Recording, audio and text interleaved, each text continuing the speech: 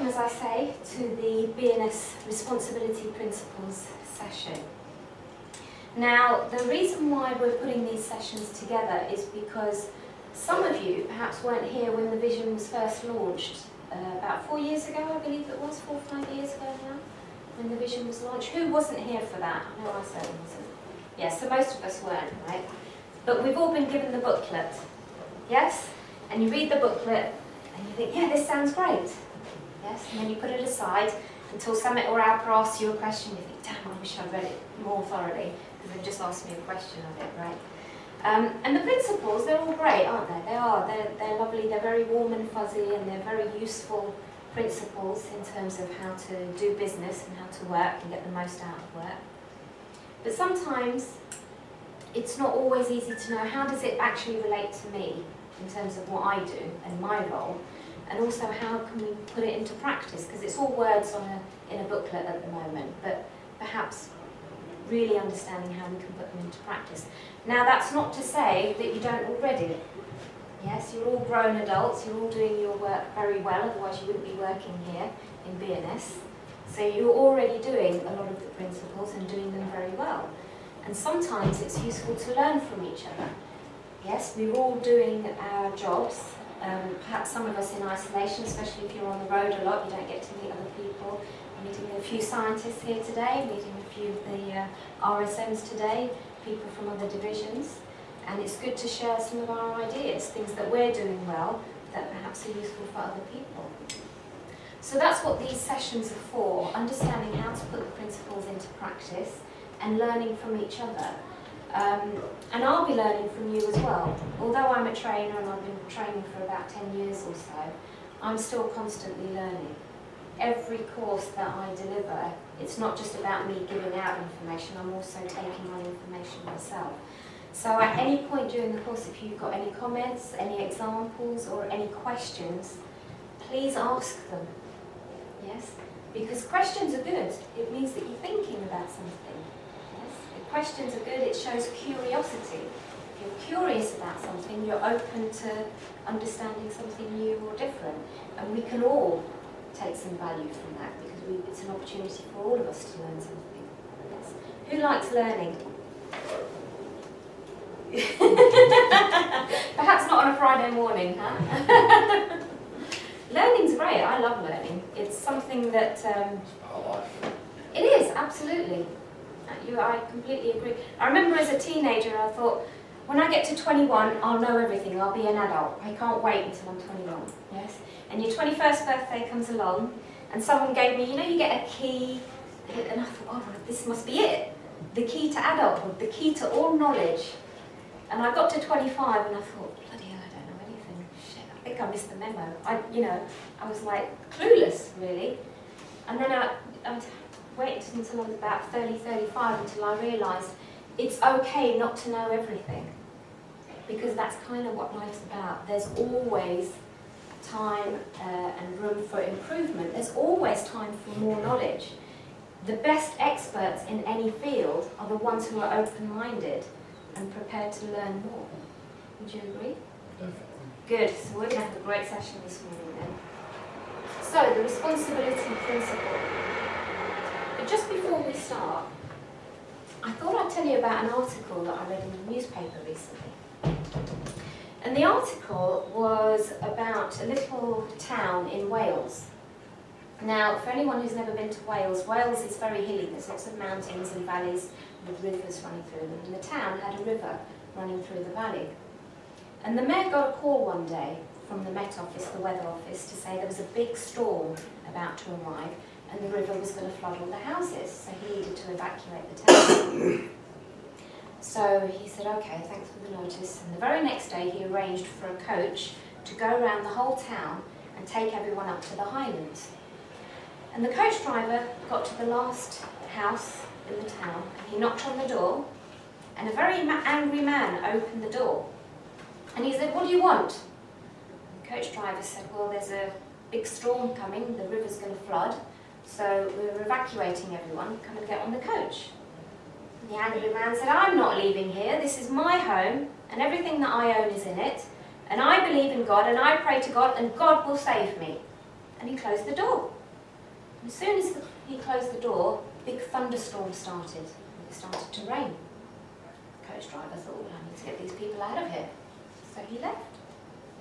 And it rained heavily a full 24 hours, and the people were up in the Highlands, and they looked down the next day, and they could see already the first floors of all the houses were flooded. And they remembered that man.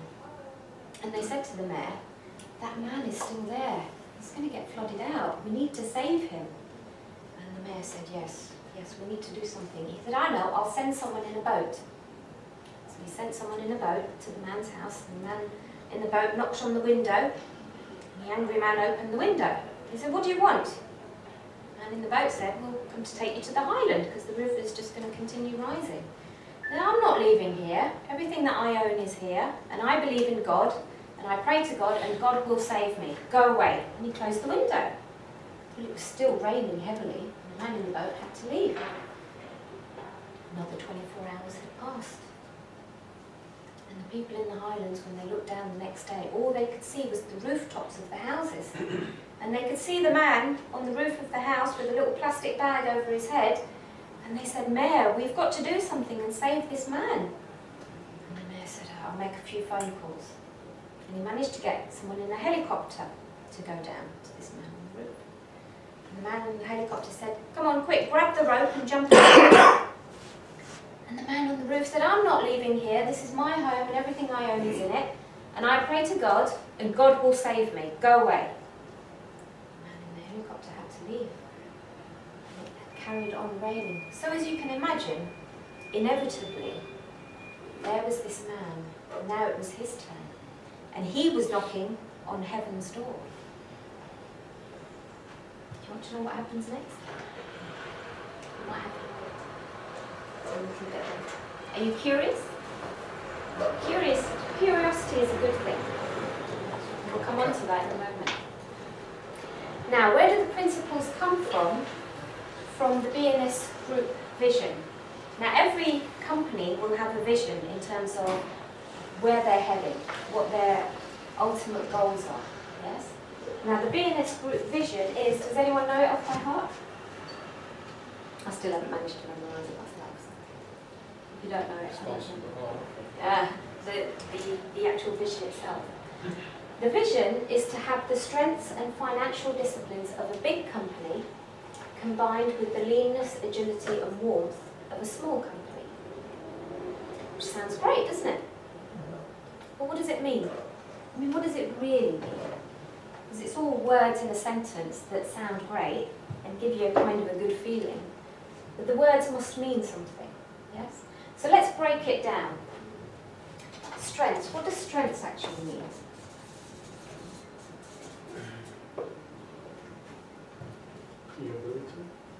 Abilities, yeah. Good. Employ skill. Oh, sorry. Yeah, skills. Yeah. What else? What are the strengths are there in a business? Understand the marketplace. Marketplace?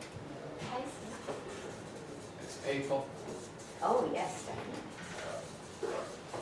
Who said people? Gold star. What else? What is Space to continuous learning. Yes.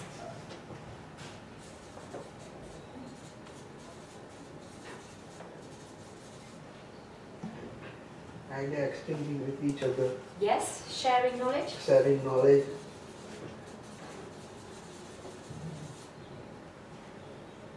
What else? Financial strength of the company. Financial strength, absolutely.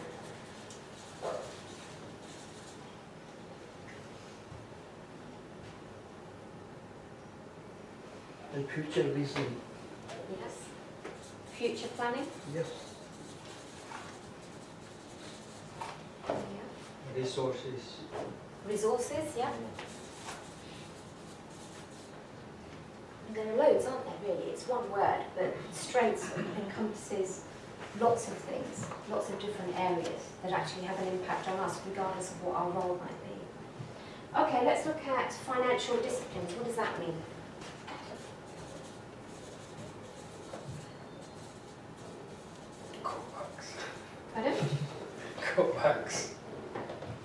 That's, yeah, efficiency.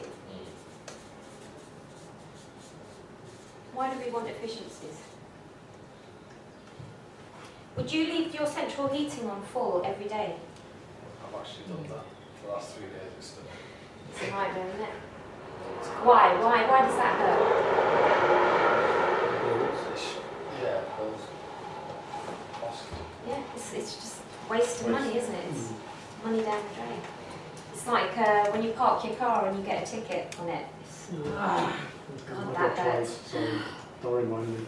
That hurts, doesn't it? This year I got twice. But you learn from it, right? Because you don't want to waste that money again. Obviously not in this case. Didn't Well, realise you're it. right, exactly. Because if Didn't we don't realise. learn, Yeah. Didn't realise. It came in the first and then it came the second time. So like twice as that. yeah. Just show This is it, isn't it? We can repeat the same mistakes, but when they hurt, it forces us to do something about it, isn't it? Yes, because we want to avoid that. That's pain avoidance. Yes. What else? What other financial? what is- Control. Control. Both cost control and debt control. Diversification. So you've got all your eggs in one basket. Yeah. You got any more socks on? Finance rotating. You got Rotation. those? Reinvestment. Is that what you mean? Yeah. Reinvestment. Never taken all the yellow socks in. Investment in Never taken people all and Reinvestment in what areas? the people, especially I need more. People. Yeah. Yes. What else? I'm going to say people on the next one, because you're getting gold stars. So. And intellectual property. Intellectual property. Yeah. Yeah.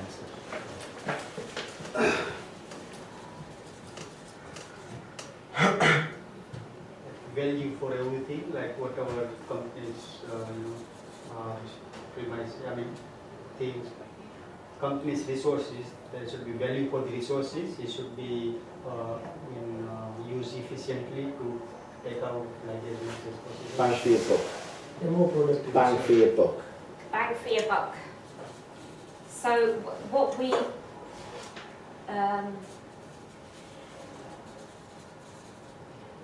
so the resources that we have in the company have a value. Yeah. Is that what you No, mean? have a value, but we need to use it as much as possible to efficiently using the resources actually to get using out the as much as resources, possible. yes. Yeah.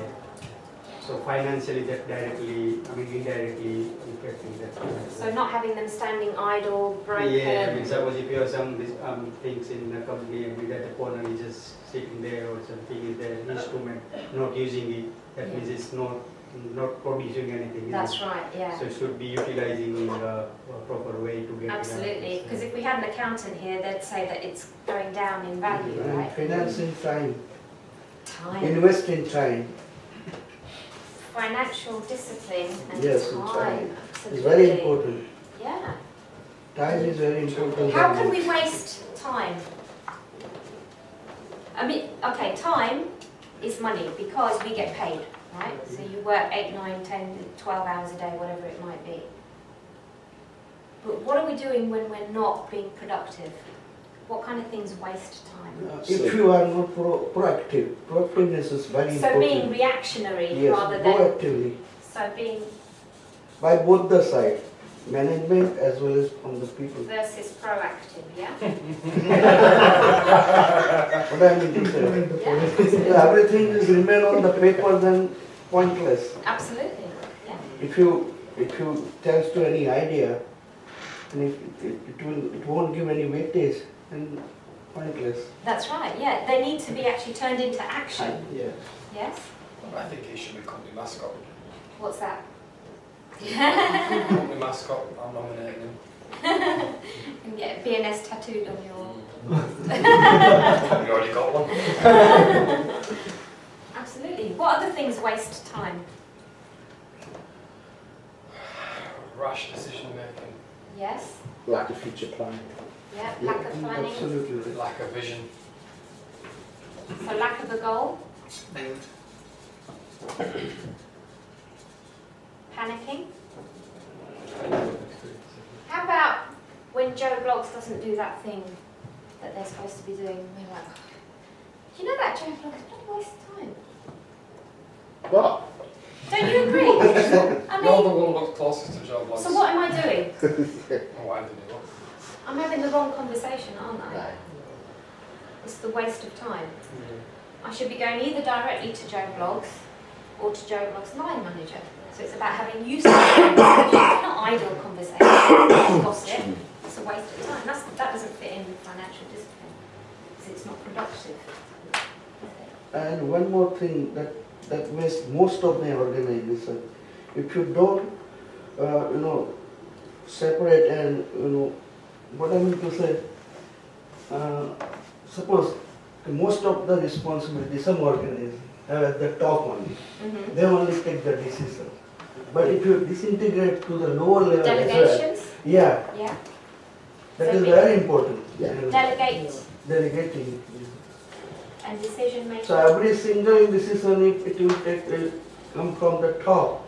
Yeah, it can cause a bottleneck, yes? And right professionals should be appointed Yeah, at the right position. If it is not, then wastage of time as well comes. sure, sure. So in And some, while that happens, because especially for some positions, it takes a long time to However, there's no point in complaining about it. Yeah. Let's put other structures in place in the Yes. meantime. That's being proactive rather than having idle conversations that are just wasting time, yes? It's always about having the right can-do approach. Okay, what about leanness? What does that mean? You'll be quiet on this one. Sorry? You'll be quiet on this one. Rudeness. You don't have to take it literally. Depends on how we think of it. Leanness, what does that mean? Team. What, okay, explain. You have a good communication within your team. No open leanness. Yeah. Absolutely, because there's good communication, it's timely, things aren't being held up for several days or sometimes weeks at a time. Yes, so things are efficient. Right? We're talking about efficiencies, aren't we?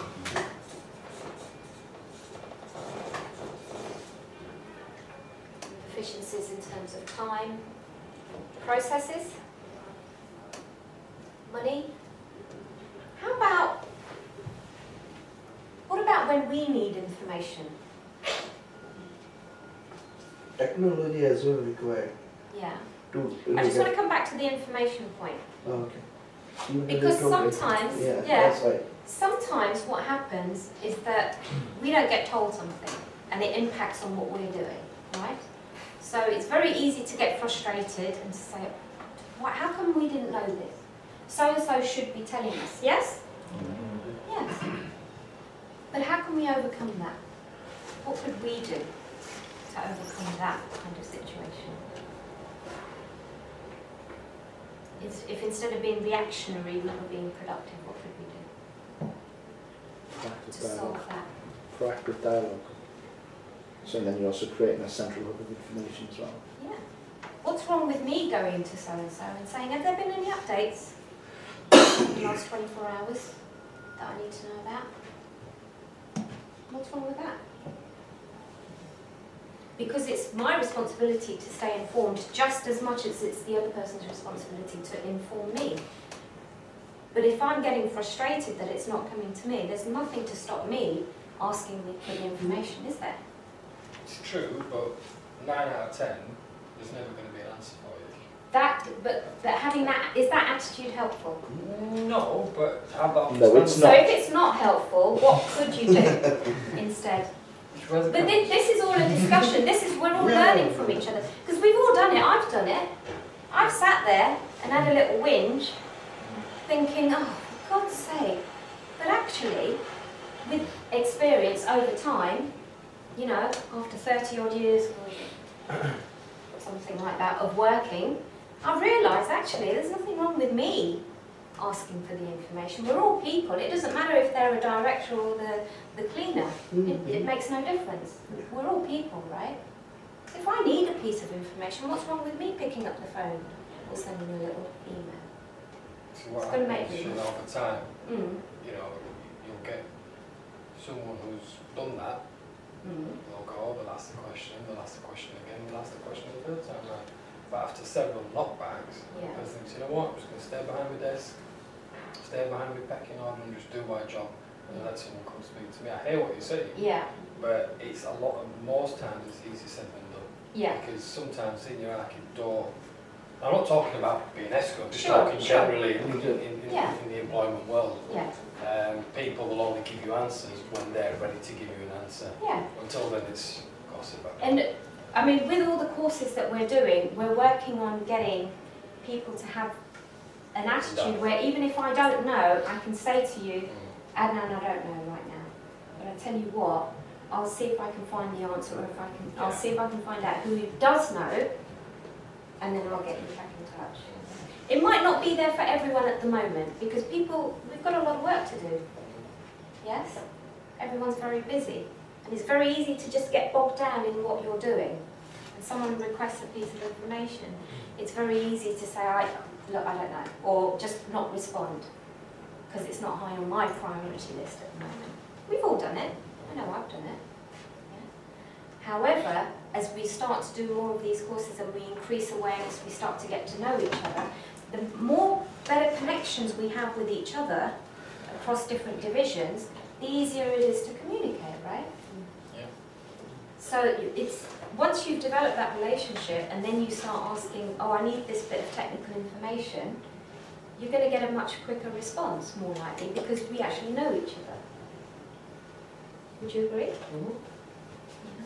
So there's a lot involved. It's not just about looking at the vision or the principles, but it is about putting them into action in ways that's going to help us, not just individually, but as different divisions and as a whole organisation. And we need to, because we've just taken over Waymade, and our current employee is around about 1,000 people across India and the UK. So there's a heck of a lot of information in the business. Yeah? And some of it we need to learn how to access better. Okay, what are the levers? So we've got, in terms of communications, efficiencies in terms of money, yes? Processes. Processes, yes, rather than duplicating the process. Or sometimes putting a process in to make things more efficient. A lot of people sometimes think, oh, it's just paperwork. But actually that paperwork may have value. If there's paperwork that doesn't have value, is very cumbersome, maybe it needs to be streamlined. But everything that is there might be there for a reason. It might just need to be looked at. Okay, agility, what does that mean? Able to adapt to the marketplace. Adaptability. So external And internal customers. and internal as well, yeah. It's not just in terms of the customers or the suppliers, because they're the external, but also the internal customers. We're all each other's customers as well, we just happen to be within the business. Adaptability, what else does agility mean?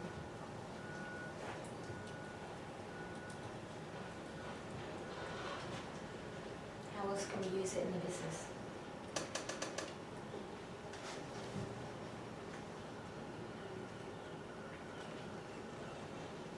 Flexibility as well. Yeah. How many times have you been asked to do something different to what you perhaps started out doing? Several. Yeah. Every day. It's true, yeah, every day. Every day. Do you work in Hyderabad? Do I Do work? you work in Hyderabad? It's the same thing. The ability to be flexible, because no job description is static. Some people like that. Some people like to do the same thing again and again and again and again. Excuse me. When it comes to quality, they need that repetition, because they need to be able to observe that things will remain the way they need it to. Motivation. Motivation. Motivation, yeah. In what way? Both the way. The ability to stay motivated. Yeah. Yeah. Especially when there are challenges. when workloads increase, to stay focused, to be able to prioritise and sometimes reprioritise. You've already done your to-do list for the day, and within half an hour you're having to reschedule everything. Reprioritise because another project has come up. Or the person you need isn't there, so now we need to reprioritise. Sometimes you have to do that several times in a day. And appreciation. Motivation and appreciation. Appreciation, yeah.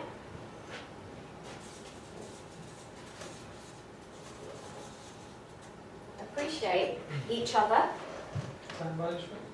yeah.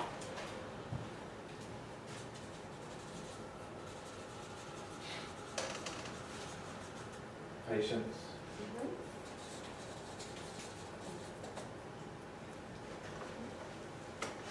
And also the ability to be flexible in terms of what the other person is doing, what their priorities are.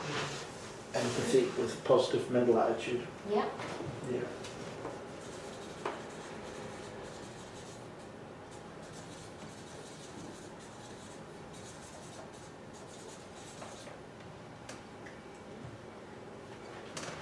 So agility is, as well as adapting to the market in terms of business, in terms of what we do as a pharmaceutical supply company and manufacturer, it's also about us as individuals and our ability to be agile in our thinking, being proactive in the work that we do. And warmth. That's a warm, fuzzy word to put in a vision, isn't it? To have warmth in the business. What does that mean? Costa coffee. Costa coffee. Wrong.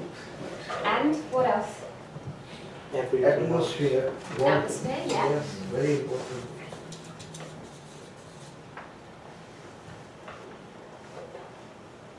Comfort, yeah.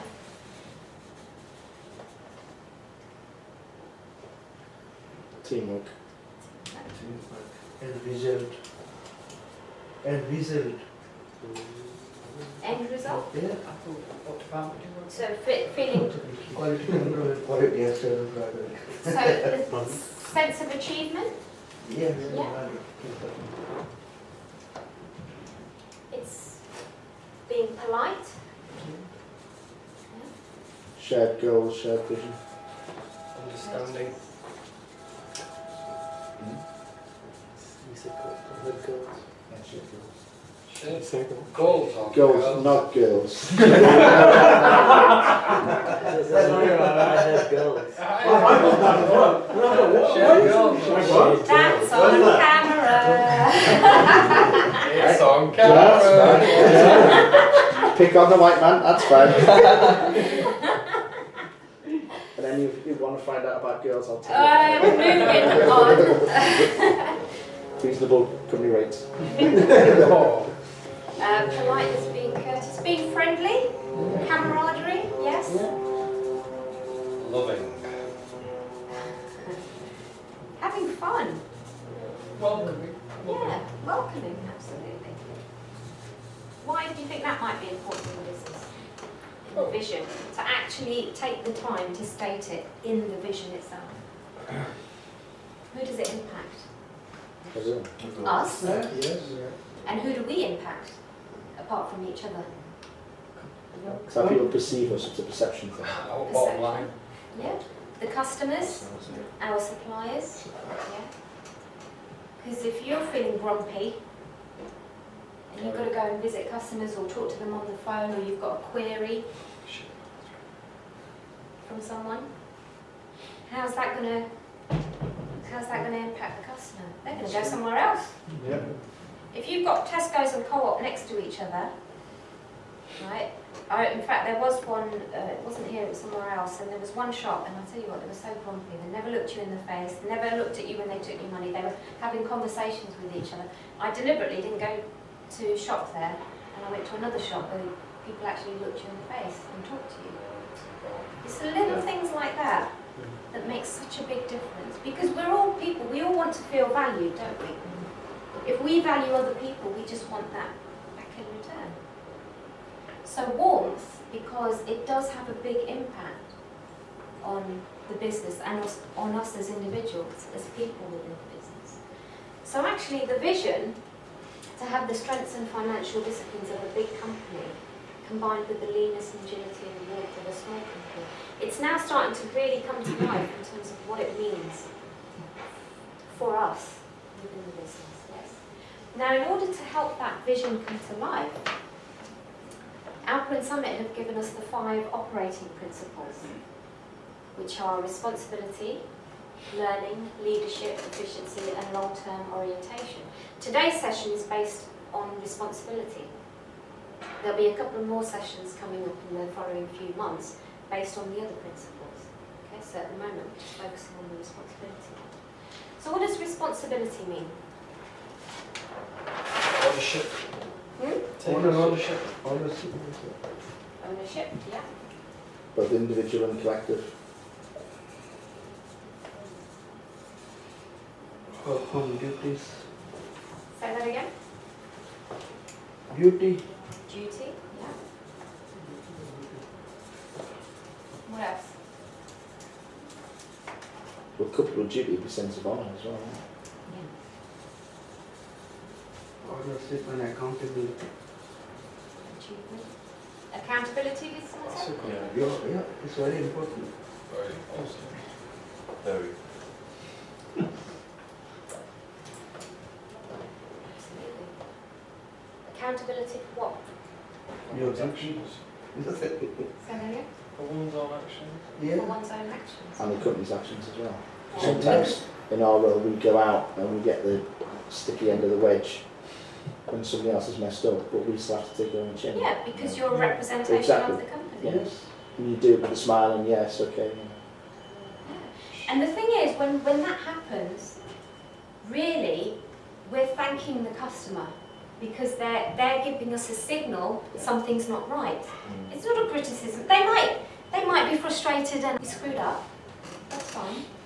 But we should be thanking the customer to take the time to tell us and complain to us, because that gives us a signal this needs to be sorted. Because if they didn't, we wouldn't know, would we? And the same mistakes would carry on and affect several more people. It's the same internally. If someone barks at you or has a go at you, we don't actually have to take it personally. We'll come on to this in more detail a little bit later. It's a signal that perhaps something needs to change. Whether it's us or them, it's fine, but it's a signal something needs to be improved. And if we look at it that way, we don't have to be negatively affected by criticism or frustration or anger or irritation when it's directed to us. Okay, responsibility. What else?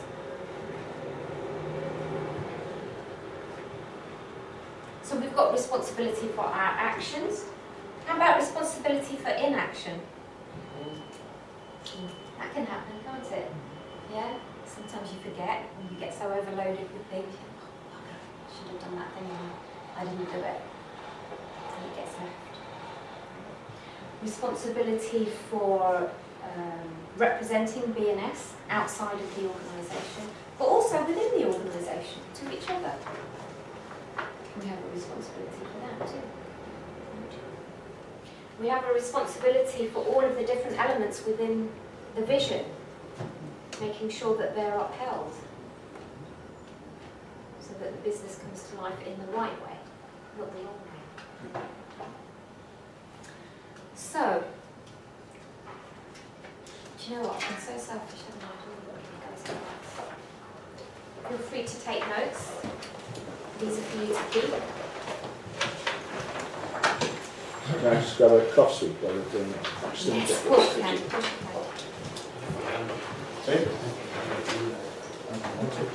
That's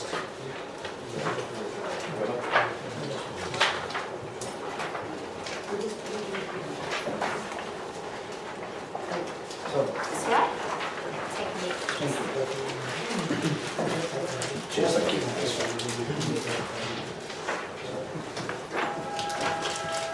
Okay, so the operating principles for responsibility are actually the biggest section in the booklet, and they're further broken down into 5 areas. And that's what we're going to go through today. Responsibility for our attitude, our results, our own development, embracing change in our culture. So the first one is for our attitude. Why do you think that might be important? Responsibility for our attitude. To your colleagues, your attitude's wrong. It just affects the affects our colleagues, affects our customers. business, or work. Yes. External and internal, it affects attitudes. And also ourselves. Yeah. The attitude I have, the biggest impact it's going to have is on me, right? Yep. Yeah, if for me the glass is always half empty, But I say it's half full. it's exactly Yeah. just attitude. Yeah.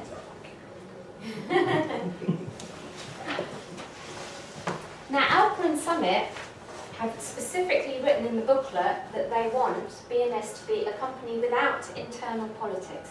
Why do you think they've put that? Why do you think they've taken the time to put that statement in there? Because that's a full-on statement. It's right there in black and white. Maybe because it exists. Yes, it exists in every organisation. It exists in the family, doesn't it? Who's got a family without internal politics? Exactly, right? We've all been there. But why do we want to avoid it? Why is it not useful? Because To create, it affects attitude. create a good atmosphere among the company, and it progresses the company. Yes, it progresses people. Yeah. Yes, because people feel better. If there's internal politics going on, what's happening? And it demoralizes. It's demoralising. Yeah. It's a waste of time because there are negative conversations going on with the wrong people. Affects productivity. Affects productivity. Affects decision making. Yeah. Definitely. Yes. It affects the ability to be proactive. Yes. It affects the other people within the organisation. You end up with cliques, people not talking to each other when they should be on a professional basis because they don't get on personally. It's just internal politics. It has a major impact on the quality of what we produce, not just internally but externally also. And they also want BNS to be a fun environment to work in. I just lit up when I saw that. Yes, it's there in black and white. We can have fun. Yes. Why do you think they want us to have fun? We've got a job lot of water balloons. Huh? We've got a job lot of water balloons. It's a good idea, actually. Next Christmas party. What are we doing now? We're having fun, right? Isn't it just make it so much easier to do things? Easier to have the right conversations? Easier to say, oh, I don't know the answer to that. What do you think? Let's ask for some advice. Let's do a little bit of research. Let's come to an agreement. Yes? What do you think about that? It opens us up to much more information when we're having fun. We're much more productive. Have you ever been to the gym when you're just not in the mood? Jeff? Yes, I have. It was about 20 years ago. It was a Tuesday. I do.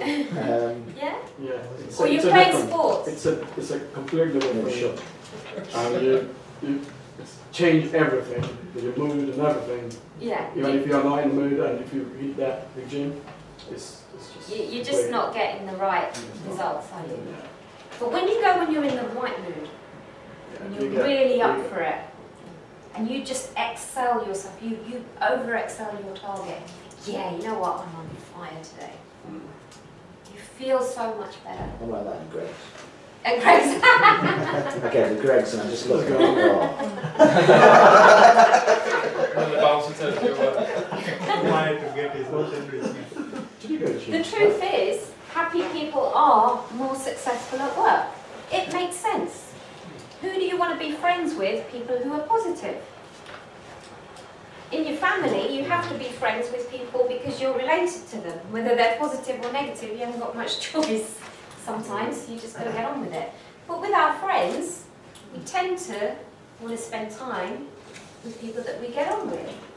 Now, when we're at work, we spend, what, 40 plus hours a week at work? A third of our lives, a third of our adult working life is spent in a working environment. That's cheap, isn't it? Well, it should do. That's the point, Cheap. isn't it? Because 30% of your adult working life You want to be enjoying it. You want to be having fun. Because if you're not, what is it going to affect? Apart from everyone else and the business, what else does your mood affect? Yourself, Yeah. And what effect does that have? Affects We're in your the results. we're in the pharmaceutical industry. Absolutely. Cleanliness and well-being. You look at some of the biggest pharmaceutical products that are being sold at the moment. Depression. Thank you. Depression, Depression, anxiety, anxiety. irritable bowel, allergies, migraines, arthritis, aches and pains, all these things, yes, come from the nervous system. And when people are under stress, when they're worried, when they're anxious, when they're fearful, when they're sad, it affects their neurology. So you're more likely to get health issues. Got it? What? Stop picking on poor Jeff. So hang on, I'm used to Sorry, it. should He have. asked me the actually question. used to He it. asked me the question yesterday. I don't know. I just said, got it. This is it. This is the reason. You do realise your chair plugs in. Sit back and enjoy. Now, there has been research on this done by Harvard Business Review.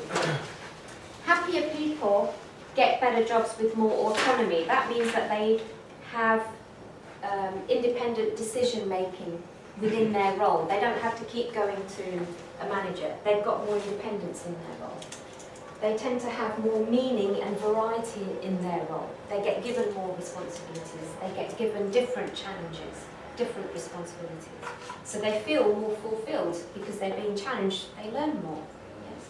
So true. They show better job performance. They get things done on time and usually correctly. And if it's not correct, they're proactive in correcting those mistakes, those errors, the things that didn't happen. And of course, as a consequence, they make more money, not just for the business, but for themselves. Makes sense, right? Because you're more likely to be promoted. You're more likely to go into other positions that are going to pay better. Now, this is true across all different jobs and different countries and cultures. It's not just a European or an American thing. This is true across the world, in all jobs. Why is it? Because happier people are focused on their job. They're proactive in getting things done. They have a better memory. Because they're in a better mood, they're able to recall information a lot easier. When it comes to decision making, all the information that they've collected in their lifetime so far is just easily available to them. They're not focusing on the negative, they're focusing on, okay, how can we do this? What do I need to do next? What's the next step? Who do I need to speak to? Where can I research this? Yes, they're much more proactive in their thinking. So therefore they have better decision making facility and they make more accurate and faster decisions. If they make a mistake, they'll correct it. They'll sort things out. There is a one Don't get hung word. up on it. There is a one word about it. They can do work effortlessly. Yes. Yeah. It comes from confidence. But the confidence is also not just of having acquired all this information, but also having the humility to know, I don't know this, but I need to get the answer from somewhere else. Humility to take on feedback. Have you heard that Boris Becker story? He was being interviewed by a journalist who said, how did you get to where you are? And he said, well, when I first started, I was the worst. He started playing tennis very late, 12, 14 years of age, very, very late for a professional tennis player. And his coach put him in with the girls because he couldn't keep up with the boys. And the journalist said, but you're one of the most successful tennis pros in the world. How did you start from at the age of 14 playing tennis with the girls, be careful how to say that, to now being champion? And he said it took 3 things. It took focus and determination. Let me get this right. Focus in terms of what he wanted to achieve. Determination, even when it was really hard and he had to work really, really hard. But also humility to take on feedback. Because I'm not the expert, but I'm being coached by all these various other people who are observing what I'm doing and telling me what I need to do to improve. Those are the three things, he said. Now, unhappy people tend to be more self-obsessed. They take their eye off the ball and they just focus on the problem. This is the problem, and so is the problem, and nobody gives me the information that I need, and I can't get this sodding problem sorted. If this is the problem, where's the solution? Where's the solution? Where? Is it here? Is it here in the problem? Is it in the problem? Yes or no? No. No. The solution is outside of the problem, right? But when people just focus on problems and they're criticising and blaming and bad-mouthing and gossiping, they're just focusing on the problem, not the solution. The solution is not in the problem. It's about taking ourselves outside, having conversations, thinking outside of the box, taking a different perspective, and then applying the solution to the problem. But unhappy people tend not to do that. They just focus on the negative side of things. They never let go of bad experiences. Something that happened 3 years ago, they'll still remember. They'll still hold on to it. They get hung up on small, irrelevant issues. Yes? They'll be sitting there having a wonderful dinner with somebody else, and they'll be like, I don't like this carpet. It's horrible, isn't it?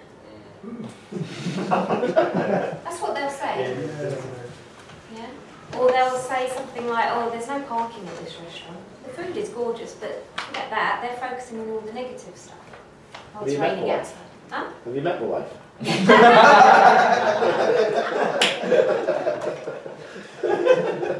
going there. Every single person is the same way. You can show I her don't know this. what you're talking about, lads. Negative people, we call them mood hoovers. Yeah, that's They're the ones that suck the energy out of the room. Yeah. Yes? We all know something like that. Usually, as I say, it's a member of the family. Sometimes you might get one or two. Sometimes you get people like that at work. I used to be a mood hoover. Yes, thank you for looking surprised. God, you're a good actor. I did. When I was about 20, I was doing a 6-month placement for a travel company. And sometimes I'd start at 6, 9 or 11. And when it was rush hour, when it was starting at 9 o'clock, I don't know if any of you have ever travelled into London on the underground. It's a horrible experience, yes? It's really hot and stuffy in there and, oh, nightmare. So I used to go in the morning and I used to be like, oh God, the trains are horrible and there's nowhere to sit and it's really hot and stuffy in there and it's really smelly and everyone's reading their big newspapers. We didn't have iPads and all that back then. Everyone's reading their newspapers and everything and, oh, you don't need a drink, do you? You've got one. And that's what I used to do every morning because I was venting out my frustration, yes. And after about a couple of months, when I walked in, my manager, before I even had a chance to say anything, he said, so Sheila, are you going to tell us what a terrible journey you've had today? And I said, what? He said, you do that every morning, do you realise? Every morning when you come in, you complain and you bring the mood down. And he said, and also when you ask someone if they want a drink, you say to them, you don't want a drink, do you? You don't say, would you like a drink? And I said to him, do you know what? I'm so sorry. I didn't know that's what I was doing. Quite often, mood hoovers don't know they're being mood hoovers. Yes? So, once they're made aware of it, we can do something about it. Because as soon as he told me, I said, you know what, thank you for telling me, because I didn't have any idea this is what I was doing. I was just in my own little world, being a mood hoover. So that's why some of you may have seen around the offices in Ruislip and in Perivale, they've got those little posters up. Are you a mood hoover or a mood maker? Yes? Are we encouraging positive moods in our interactions with other people? Or are we just sucking the energy out of the room? We've all got ideas, haven't we? Yeah, absolutely. But not on BNS time. You're right, we do have days. And if we use this as a signal to ourselves, I'm being a mood hoover. You know what? Take 5 minutes and sort myself out. It's a signal to us. It's all of these emotions that we feel, they're a signal to do something about it. But sometimes we don't know how, or we've forgotten to do it. But we've got some tips on how to improve that in a bit later on. Now let's look at how our attitude actually impacts on ourselves and others around us. Now what this is going to show to us is that through our 5 senses, so through everything we see, hear, smell, taste and feel through our skin, we take on board a minimum of 8 million bits of information per second. That's actually an old figure. The latest figures are around about 23 million bits of information per second. Now if I gave you 23 million toothpicks a second, how would you know what to do with them? It's just too much, right? It's too much for our mind to cope with in any one go.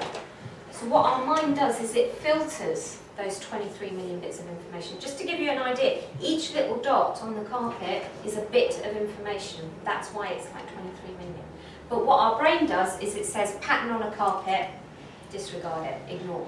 Yes? So it helps us to cope with that influx of information. So what our brain does is it filters all of those 23 million bits through the various bits in our brain. So all the memories that we've ever had are compared to what we're experiencing now. So for example, you might never have seen this exact chair before, but you know it's a chair because you compare it to other chairs and you classify it as a chair. Yes? The language that we speak. If I start to speak to you in Mandarin, I'm assuming you wouldn't understand me. Yes? Neither would I because I can't speak Mandarin. But you get the point, yes? Language affects how we filter what's going in. Our attitudes and our values, the things that are important to us, and our beliefs affect how information is filtered in. Yeah? For example, when you first bought the car that you've currently got, did you all of a sudden notice everyone else has got the same car? Or there's loads of them around? Yes? So what happened? Did God come on the same day and give everyone else the same car as you? No, of course not. They were always there, right? But it was of no importance to you personally. Now, you need to be able to recognise your car. Yeah? So now it's important to you, so therefore you tend to recognise them when you see them out on the road. Same car. So it's not that the environment has changed, it's that our filters have changed. So all of that information goes through the filters and it produces what we call an internal representation, which is a picture in our mind. So if I said to you guys that in about 10 minutes, I'm going to get all of you guys to stand up and do a presentation to the rest of the group as individuals. Yeah? Notice your reaction. No, you're not going to have to do that. Relief. However, I asked you to notice your reaction because some of you will have been like, yeah, sales guys are like, yeah, I can't wait, I like that. And some of you thought, oh no, I don't want to do that. Yes? Who thought that? I know I used to think that. Yeah? Oh, I don't want to do that. Same information, different reactions. Why? Because all that information goes through. So your memories of presentations, your attitudes towards presentations, your beliefs about your ability to present information, your previous experiences, produce a picture in your mind. You might notice it or you might not. That picture affects your state, how you're feeling, which also affects your physiology, your heart rate, your blood pressure, your breathing rate, etc. Yes? And that then produces the actual behaviour. Now usually when we want to change something, we tend to focus on the behaviour bit. But how difficult is it to change behaviour? How many people made a New Year's resolution? Or have done in the past? And said, right, from today I'm doing this. Yes? And it lasts until about, what, 4th, 5th of January? And then you think, oh, there's always next year. Yeah? Quite often, sometimes, we follow it through. But quite often, especially when we first start out making resolutions, we quite often fail. Why? Because the behaviour itself is supported by all of our previous experiences and our attitudes, etc., our beliefs. So those are the things that we need to change. It's the information that we have in our filters that needs to change, which will then produce a change in behaviour. Yeah? So that's why we have such a profound effect on each other, and our attitudes affect ourselves in such a big way. Now, things are not always what they seem. For example, how many people can you see in this picture? Shout them out. How many? 1, 2, 3, 4, 5? How many? Shout. 3. Well, I can see a baby for starters. Cool. Any more? I can see 2 people. Two couple. Couple? Who, when they first saw this, it's much easier to see on the big screen, only saw the 2 people to start with? Yeah. It's okay, you can say yes. Yeah? Can anyone see the baby? Me? Did anyone just see the baby but not the people first? I saw the baby first. Yeah? What picture? The baby. You've been drinking. There's 2 people here, there's a couple, yes? And the baby. And the baby, so there's like an outline. There's the face, the back, the And the legs, legs, yeah. stomach, arms. Can you see that? Yes? Sometimes we can get so caught up in the detail, some people only see the 2 people. And it's about looking at the bigger picture. Yes? For people who see the big picture first, it's about, okay, you've seen the big picture, but about practicing looking at the detail as well. Yes, it's all about perspective. So is it only 3 people in the picture? Yeah, I mean, some people said they've seen several, but, but I haven't. For me, I can definitely see 3. The guy in the canoe's just gone past. What about this? What can you see there? Rock. Yeah. How about if we look at it from a different perspective? It's exactly the same picture. But if we turn it round, you see something completely different. It's exactly the same picture. Yeah. So why this is useful? Because it demonstrates to us what we think we know 100%. There's bound to be more stuff we don't know.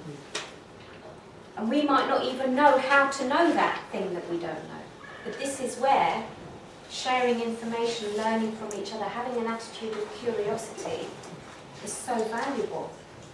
Because we don't even know what we don't know yet.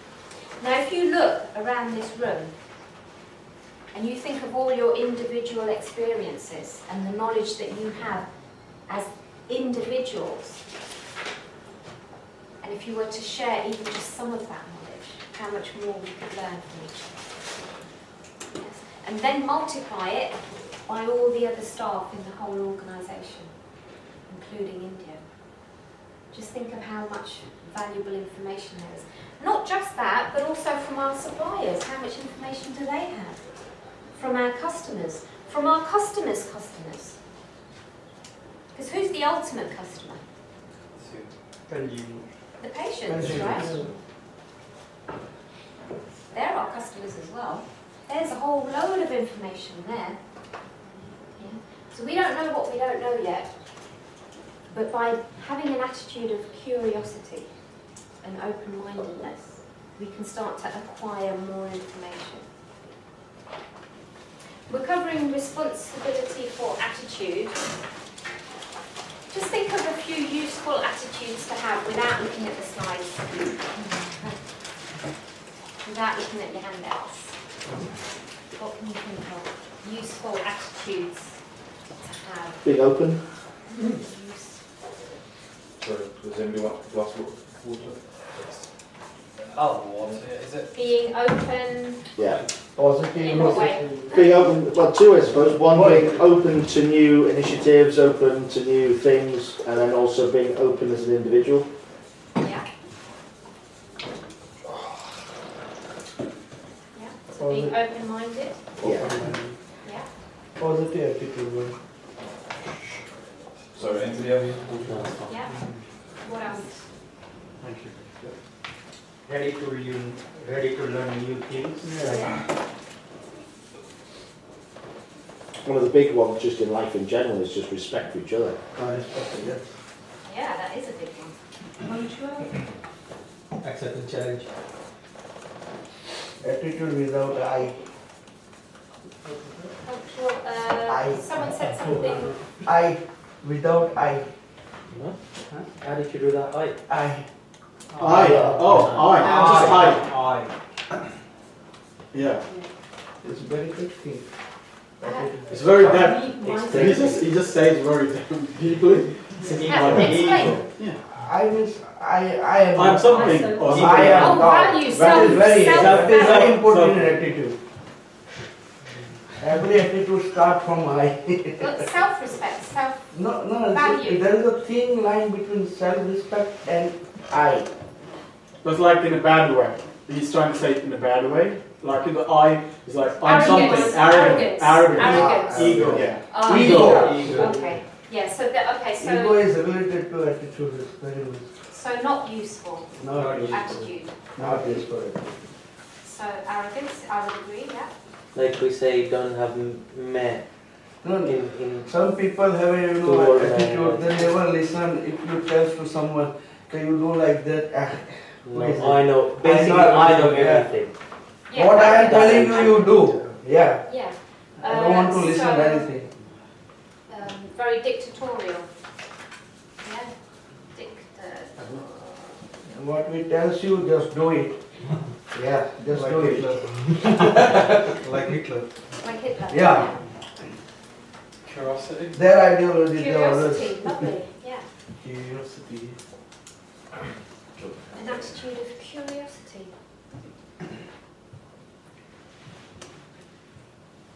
Positive questioning. Yeah. I'll just say it's positive. Optimistic, that's what it is. Optimistic.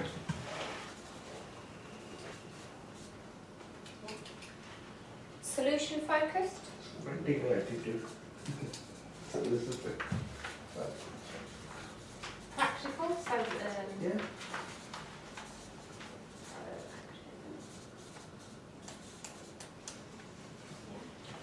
And they're not useful as flippancy. So I can sometimes fall into that. Sometimes.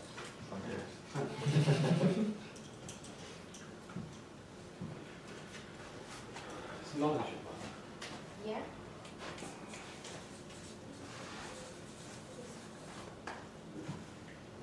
Unrational, Irrational. irrational, yeah.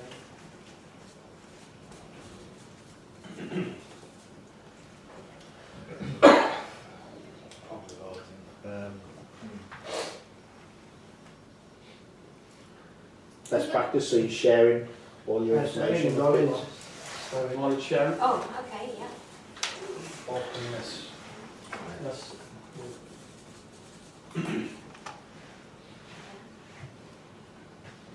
So there's lots of different attitudes. Some not useful, some really useful. Now, of course, we know all these things. We do them on a daily basis. However, being aware of them helps us to do more of the good ones and less of the ones that don't work so well. Yes? So let's look at some of the attitudes that are actually in the booklet. Having respect for one another. Because as I mentioned before, there's so much knowledge and information within each of us as individuals, and it's about respecting that knowledge and information.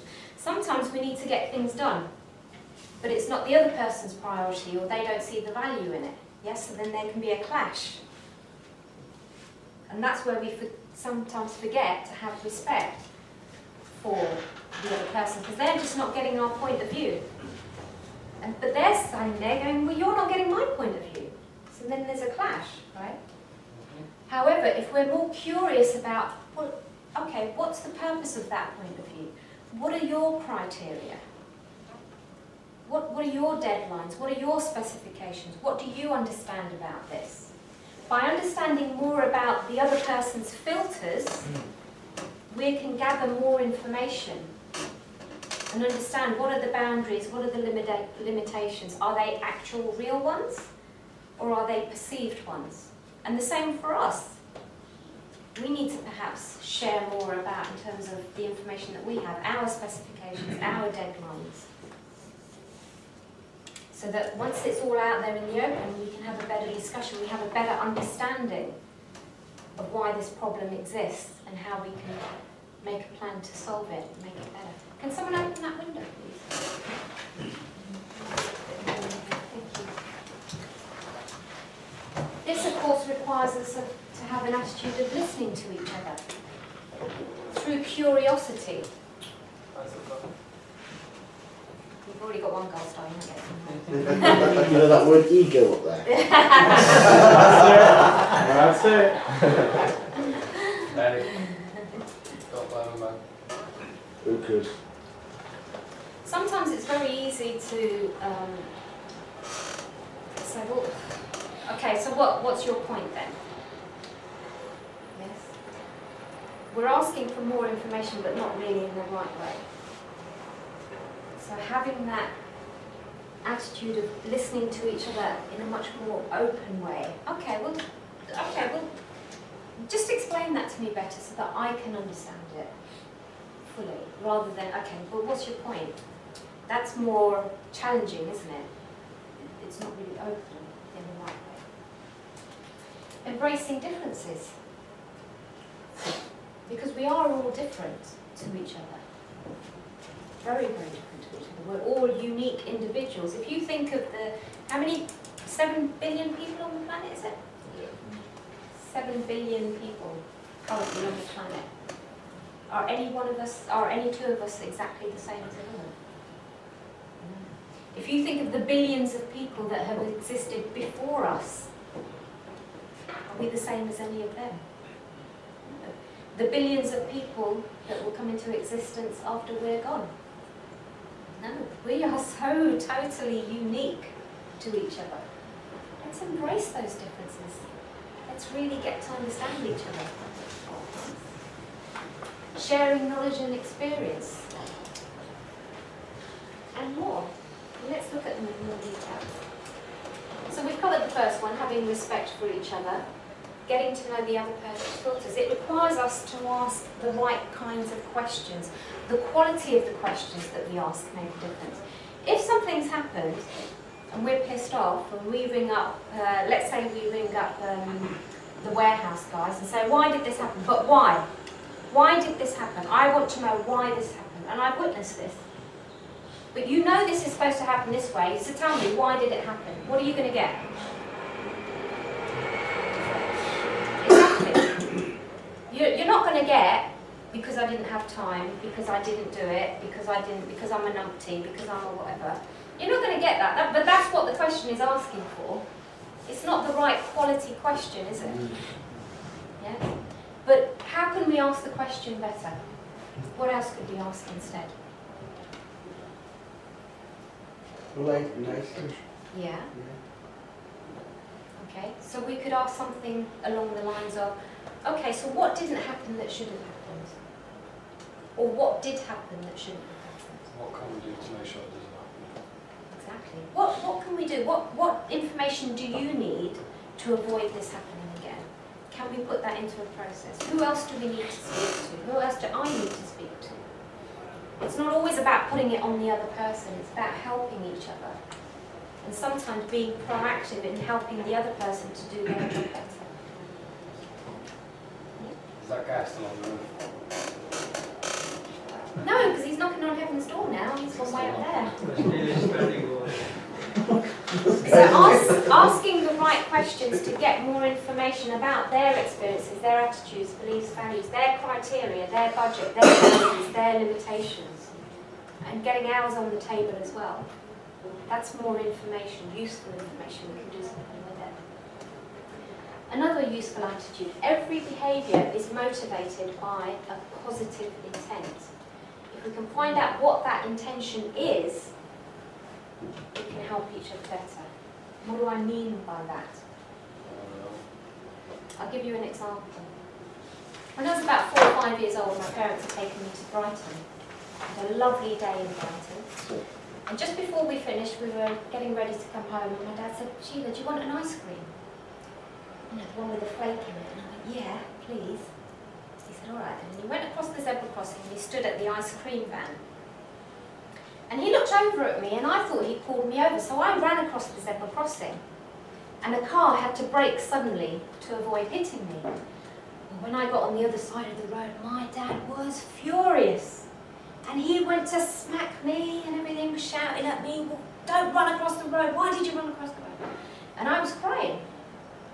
And the driver came out of the car and he said to my dad, stop what you're doing. He said, you're hitting her because you're angry, because you love her and you thought she was going to get run over. You need to explain to her what she did and explain to her what she needs to do in the future so that she doesn't do it again.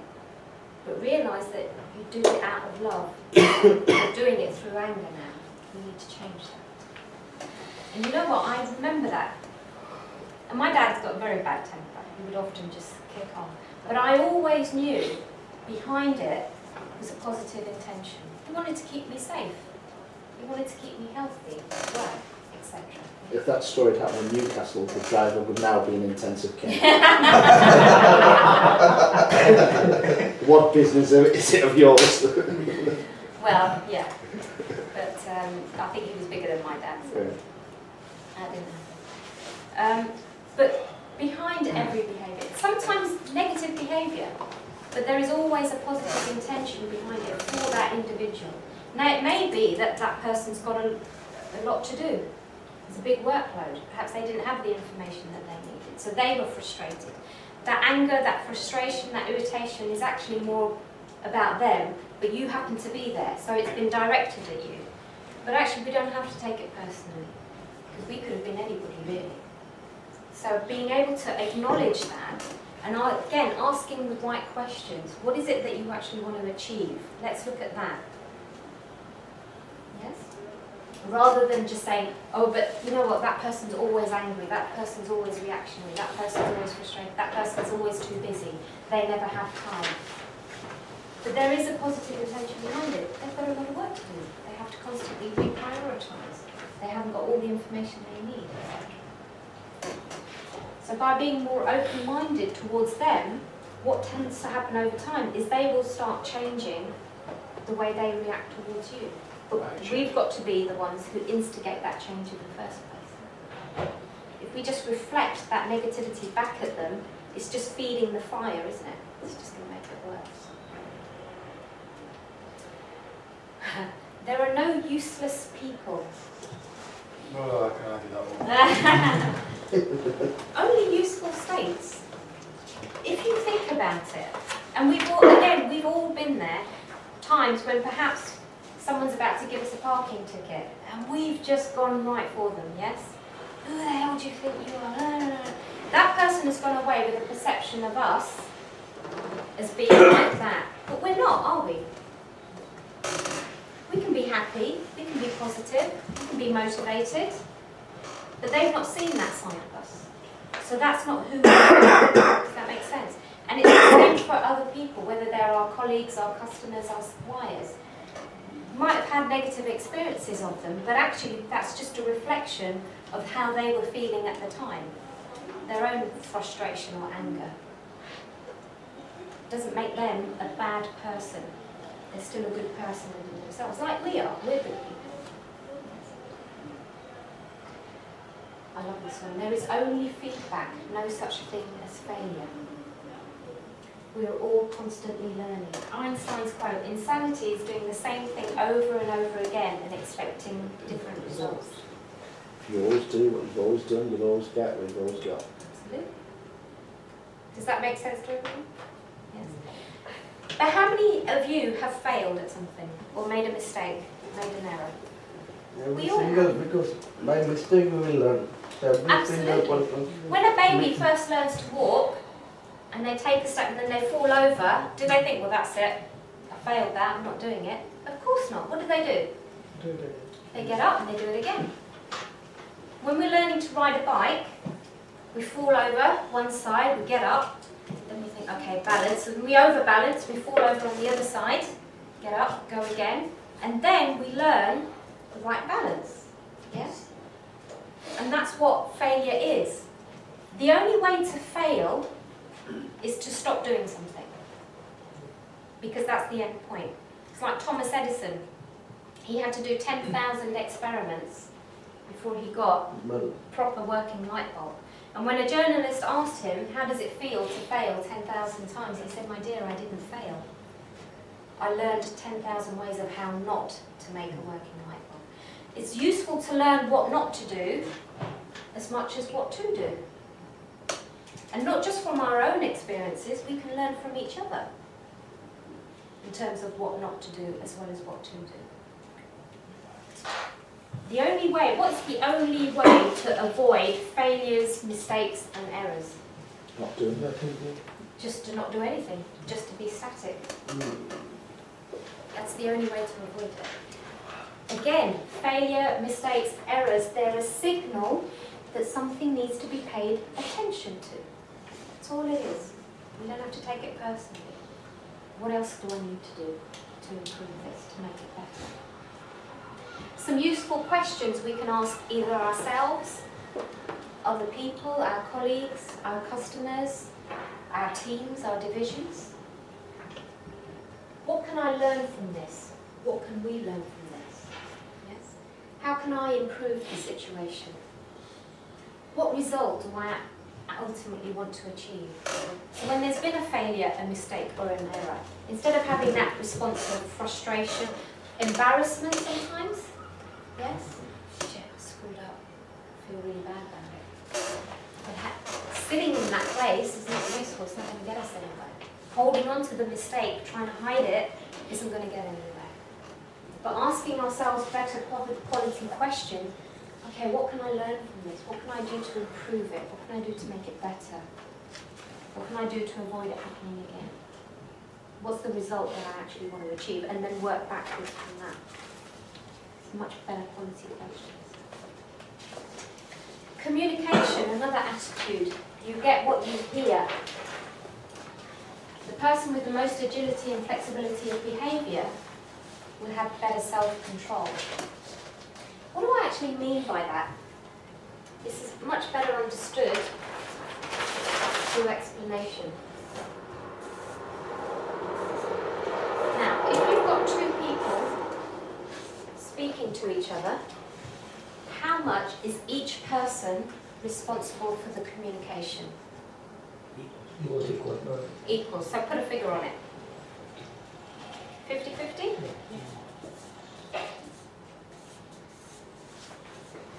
So what I say and what I'm responsible for, yes, what the other person says, they're responsible for. Is that what we're saying, yes?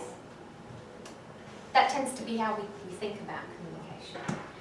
Let's just look at this. How about if I choose to, doesn't matter about the other person, if I choose to take 100% responsibility for what I'm saying, but also for processing what I'm hearing, what the other person is saying, for processing their communication to me. If I do that, I will never be negatively affected by another person's negative communication towards me. Let me give you a real example. I used to work at Northwick Park Hospital in Harrow. Some of you may know of it. And we used to have these swipe cards for certain admin areas, and I was walking along the corridor and there was a lady outside occupational health. And she was rummaging around in her handbag, and she saw me and she said, "Oh good, you've got a pass, I'm late, you can open the door for me." And I said, "Oh well, I can't just open the door because there's handbags on the table and stuff, so have you got another form of ID? You haven't got your swipe card, but have you got something else?" "No, stop wasting my effing time and just open the bloody door," she said to me. And I said, "Look, I appreciate you need to get in." I said, "I can't just let you in, just like that. But there's a phone here, I know the number for reception, let me ring them. Just tell me your name, I'll check you've got an appointment, and I'll open the door for you." And she said, "Stop wasting my effing time. Just open the bloody door, you've got the pass, just open it." And she was shouting a little bit. And I said, "Look, if you don't tell me the information that I need, I'm afraid I'm not going to be able to help you. But if you tell me, then I will." Anyway, she decided she wanted to continue shouting and swearing at me, so then I said, "Okay, I'm going to have to leave." And I left. Now, I was as calm then as I am right now. Now, 10 years before that, trust me, if that had happened, what would my response probably have been, do you think? If you put yourselves in my position, someone is swearing at you, what's typical reaction? Yeah, get into a fight about it, right? Who the hell do you think you are swearing at me? Yes, it's a typical response. However, by choosing to put all of these previous attitudes into practice, respecting the other person, recognising her positive intention is actually just to get into the office for her appointment. She's in a useless state at the moment. She's actually pissed off at herself, not me. I just happen to be the person walking by.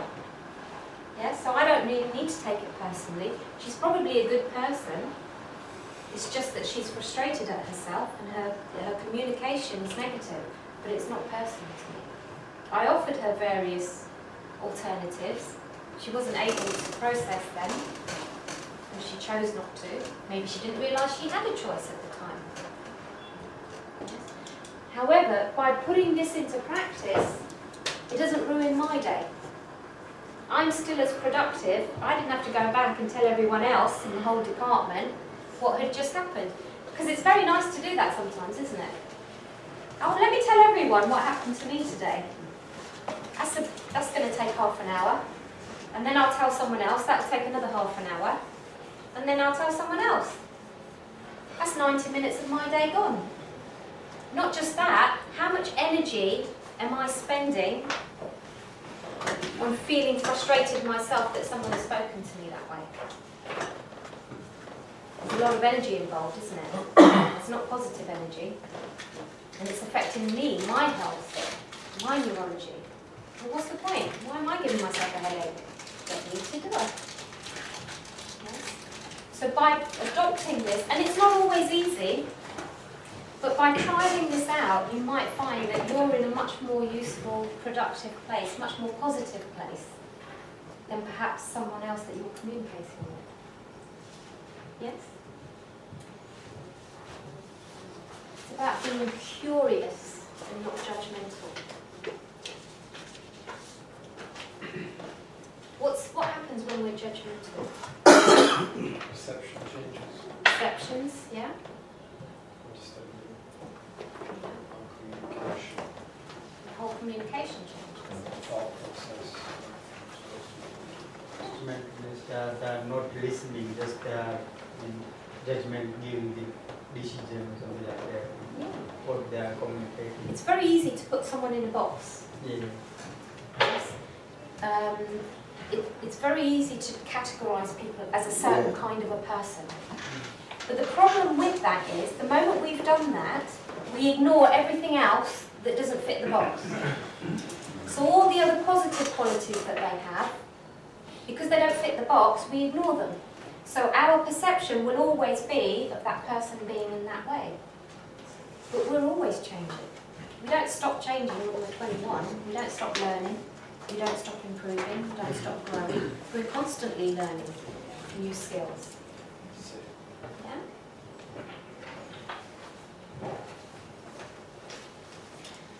We've also got, in the booklet, responsibility for our results. Why is that important? Who's got KPIs, targets, goals, daily lists, daily to-do lists, weekly, monthly? Yes? So those are our results on paper. But we've also got other results, haven't we? We've got the appraisal system. That's based on our competencies, not just technical competencies. What other competencies are there? Soft skills, communication skills, team working skills, sharing knowledge, improving performance, making things better, making things more efficient, introducing new processes that make things better.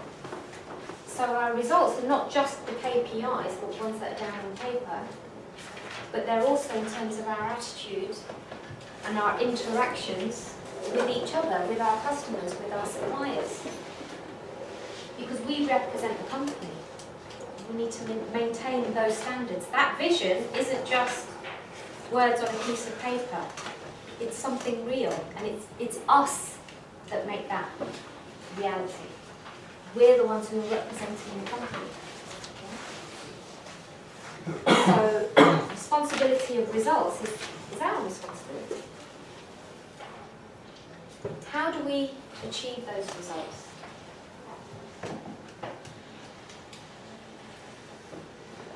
Take action. Yeah. It actually requires us to do something. Because if it was all about just thinking about them, well, we wouldn't need the rest of our body, because our brain is very good at thinking. Sometimes too good. Who overthinks? Does anyone overanalyze? I'm not talking about in your work, but if there's a problem or an issue or a decision needs to be made, does anyone feel they overanalyze? Has anyone fallen into that trap? Has anyone heard that quote, over-analysis analysis leads to paralysis? Anyone heard that? My husband, love him to bits, is a bloody nightmare when he comes to buying things because he's an over-analyzer. He wanted to buy a digital camera about 8 years ago. And he got all the information, looked at all the specifications and criteria. He goes, I think I'll buy this one. What do you think? I said, look, I'm not a technical person. You just decide, you buy it. All right, then. He said, but in 3 months' time, there'll be another one. And in 2 months' time, so-and-so's bringing another one out. And then in a year's time, there'll be another one. So if I get this one, I'll be left with this one, and then I'll want the other one, because that one might be better than the one. You just buy it. He didn't. Eventually, I bought it for him for his birthday. Because I was so sick and tired of it. But over-analysis can lead to paralysis. Yes? At some point, a decision needs to be made. And if we don't have the information, what do we do?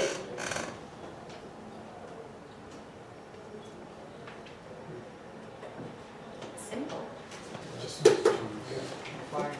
Find it. Speak to each other. Speak to our colleagues. Speak to other departments. Speak to the directors. Speak to the people on the shop floor. Perhaps they've got the answer. They'll have ideas. It's not all about just working within the team. There's a lot of resources, a lot of information outside of the team as well. Taking action, having goals, knowing exactly what it is that we want to achieve. Being very clear about that. Whether it's a monetary value, whether it's to do with licenses or number of products or getting goods in or getting goods out, whatever it might be. There'll be a daily target. Being self-motivated, do you think that's important? Absolutely. We haven't got our parents sitting behind us going, come on, get this done. As adults, it's up to us to produce that motivation. Yes. How do we get that motivation? We've all got energy. We've all got the ability to do things. If I said to you, we're going to go and run 2 miles, you'd probably say, sod off, Sheila. You're not running 2 miles. But if there was a big hungry bear running after you, you'd run 2 miles. You would, wouldn't you? And more if you had to. Or you'd run faster than me, at least. Yes? I tripped you up first.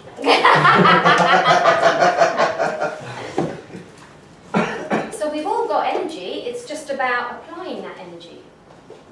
The way we do that is we have to have an idea of what the cause is, what the goal is. It's also about being at cause. What do I mean by that? There's an equation, cause and effect. Scientists will know this very well. My understanding of science is very limited, so I'm going to stick to this principle. Okay? There's a gentleman called William James who did some research about 100 years ago. And he wanted to look at, as human beings, how much are we in control of our destiny? Are we just pre-programmed through genetics, so we have no control? Or do we have our own decision-making facility? Are we in charge of our results in life, the quality of our life? And he wanted to be able to put a percentage on it, like 50% is down to genetics, 50% is down to our conscious decision-making. Yes? 70%, 30%, whatever. He wanted to put a figure on it. But what he found after 3 years of research was that he couldn't put a figure on it. But what he did find, the thing that had the biggest impact on results and quality of life was attitude, mental attitude. And what he found was that people who tended to be less happy, less healthy, and less wealthy and successful in life tended to be on what he called the effect side of life. This is where they're very passively living. They're just reactionary, and everything is happening to them. They're just responding to external stimuli. Yes? They're not making anything happen for themselves. So they would always come up with excuses, criticisms, blames. Well, I can't be successful because of the government. I didn't have an education. My parents didn't do this, but we lived in such and such a place, so that's why I couldn't move, and I can't do this, and I can't do that. There was always justifications and reasons for why they're where they are in life. And he found that there were other people who had a different attitude. These people tended to be healthier, wealthier, and more successful in life. And he put them at the cause side. These people were more proactive. They're the ones who make something happen. And their language tended to be very different, much more results orientated. There was much more appreciation, much more gratitude in terms of the opportunities that they had experienced in their life. They were much more solution focused. If there was an issue, they would sort it out. They were much more goal orientated. Yes? Now he found that mental attitude was the biggest deciding factor in quality of life. And the responsibility of that lies with us. And our attitudes are changeable. They can change very, very quickly if we choose to. I don't know if you guys remember when the planes hit the Twin Towers in New York. That was a shock to the system. I don't know about you guys, but when I first saw it, I was in the gym actually, and there was no vocals, it was just the pictures, and I was like, is that a new film they're bringing out or something? Because that can't be real. I honestly believed that that could not happen. It must have been a film. And then when I realised it was reality, it just changed my whole belief system. Something quite profound happened. And it happened for millions of people around the world. Their whole belief system changed, that people could do things like that to each other. Massive attitude change there. Belief can change that quickly. Now, why does it say I haven't got a dog, Sheila? Because when I first had my kids, I had them quite close together. They're 16 and 15 now. When I first had them, I put on a lot of weight, as can sometimes happen. And I found it really difficult to lose the weight. And a friend of mine, I met up with her about a year later, and she'd lost loads of weight. And I went, how did you do that? She said, well, I take the dog for a walk for 20 minutes in the morning. We go for a really fast walk. And then I take him for another walk in the evening, 20 minutes, and we do a run in the evening. She goes, you should do that, Sheila. Go for a walk and a run. And I said, but I haven't got a dog. Excuse. But yeah, that was me there, being at the effect side, thinking of a random excuse, yes? The attitude wasn't right, that was all I could focus on. I haven't got that excuse anymore, because that's my dog, Eddie. And he's gorgeous. And he runs faster than me. Sometimes I have to run very fast to catch him. But this is the thing. Sometimes when things happen, we might be on the effect side. Look, we're all human. Yes? It's natural sometimes to feel frustrated, to make an excuse. But notice it. Now, we can notice when we're doing that. And if we ask ourselves the right quality questions, what can I learn from this? How can I improve the situation? What is the result that I ultimately want to achieve? That will bring us onto the cause side. And it can help to bring other people from effect onto the cause side. And the attitude, that's why I like curiosity so much. Because these things are questions, aren't they? What can I learn from this? That's a question.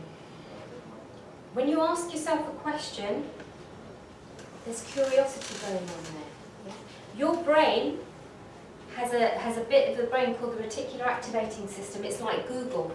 You type in the question, and then your brain looks through the memory bank that you have for the information, and it will provide the answer. Might not provide it immediately. How many times have you tried to think of an author's name or someone's name or an actor? What's that person's name? You think, I'll forget about it. And 20 minutes later, it just pops into your head. Yes? That's your own internal Google search. And it's great. We can use it all the time. It's our best friend. So if we've got an issue or a problem, whether it's to do with the work that we're doing, whether it's to do with a colleague, a customer, a supplier, whatever it might be, if we ask the right quality questions, we'll get a much better quality response. We will find solutions. You get different ideas coming to mind in terms of how to do things better. When we're feeling curious, we're not feeling negative. Frustrated, irritation, we don't get any ideas in those states. We ask ourselves the right question, you get curious, and all of a sudden you're in a different state. Yeah? Your physiology is much better. BSC's technical training term, does anyone know what it means? Jeff probably does. Bullshit excuses. I'm playing bullshit bingo now. We call them bullshit excuses. Things like, it's not my fault. That's effect style language, yes? It's not fair. Well, I've never been lucky, so things never happened to me because I've never been lucky. It's not, it's because I've not noticed the opportunities. It's not that I'm not lucky, opportunities are there for everyone. I remember sitting with a friend of mine, she's a speech therapist, highly qualified, and I said, you've got a great life. You've got a wonderful life, you've got a wonderful house in Richmond, you've got a great job, you've got so much responsibility, and I've got nothing. Oh, actually, you went to Australia, you went to America, you did this, you did that, you went to the United Nations. And I went, oh yeah, I did, didn't I? I couldn't notice my own achievements because I used to have this perception that I'm not lucky, that I'm not good enough. This is a good one. I blame my boss, I blame my colleagues, I blame my parents, and I blame the government. And if I believed in God, I'd probably blame God as well. It's all excuses. Yes? All justifications for why I'm stuck where I am. I can't change. That's just a belief, because actually we'll all always change it. Yes? Does anyone remember when the seatbelts first came in? God, some of you young. Yes, I do. We had Hethel in the car last week. We were going to Waymade and she didn't put her seatbelt on. She said, we never wear seatbelts. I said, you do now. You do here. You have to wear a seatbelt. She didn't want to change it. There's resistance there. Yeah. But that perception that I've always done it this way is just a mental perception. It can be changed. I think it's just IT people. Yes. No wonder why it's not changing. When I learned to drive, I don't think you have to wear a seatbelt. Yeah.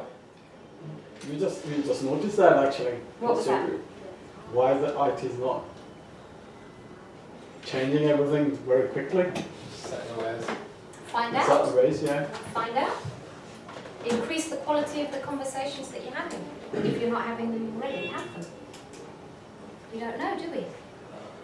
Because when it's like, oh, but that department is like that, this is unuseful information. Oh, it must be because they're this. And I'm just using it as an example. No, I'm just saying. Oh, Very good. It's all right. I'm just saying. Yeah, of course you. Yeah, she's very good. But it can happen, right? Where it's easy to make assumptions about an individual or a division or a department or whatever it might be. But actually it's just assumptions. They have no value. We need facts. We need much more high quality information. Things like, I can't change the situation. Everything can be changed. Everything is possible to change. We've also got responsibility for our own development. Why are we responsible for our own development? Why shouldn't it be the company's responsibility? Or the government's responsibility? Because everyone is his own island. Yeah, because we're individuals. We have decision-making processes within ourselves. It's all very well attending courses, team meetings, acknowledging new practices, but if we don't develop ourselves to adapt to those things, then we just stay static. And it affects everyone else Do around. you know the duckling story? No. What's the duckling story? Duckling story is that there's a pond. The mother duck has a few ducklings, and she's terrified they're going to be eaten by all of the predators in the area. So she says, you've got to learn to fly. So she takes them to the flying school, and the hawk is there, and he says, right, we're going to learn to fly. And he has the ducklings, and by the end of the week, they're up and down and flying all over the place. And he gives them all a certificate, and they put it under their arm, and they walk back to the pond. Moral of the story is, you can go to any training you like, but it's what you do with it at the end of it. You'll be certificated, but unless you use it, it's Brilliant, lovely, yeah, I like that example. Like, Excellent like example. dogtail as well. How many years you just dig the dogtail, it comes the same. Some people are like that. yeah. Yeah. Like dogtail. Tail, tail of it. Oh, the dog's, the tail, yeah, yeah. More than absolutely. 70% people are like that. They never try to change them. Yeah. Whatever lecture, whatever seminar, Yeah, after week, 2 weeks, they are the same. yeah, They're yeah. not ready to accept It's anything. not That's it. if you made a New Year's resolution, it's only going to last for 1 week or so. You're Mm. back to normal life again, and Yeah. that's what it is. It's typical, it's typical behaviour. And it happens because people don't put a goal in place. They don't have an idea in the future of what they want to achieve. It's like, you know, if you buy a new house or something like that, and there's a chip in the paintwork, and you think, I must paint that, so it's all nice and fresh and clean. Yeah? And then I come the next day and I'm like, oh, I must remember to paint that. And I'm really motivated to do it, but I get distracted. Right? And then the next day I notice I must paint that, but I get distracted again. And after a week, I don't even see it anymore. Because I'm so used to it that it doesn't motivate me anymore. Does that make sense? Yes.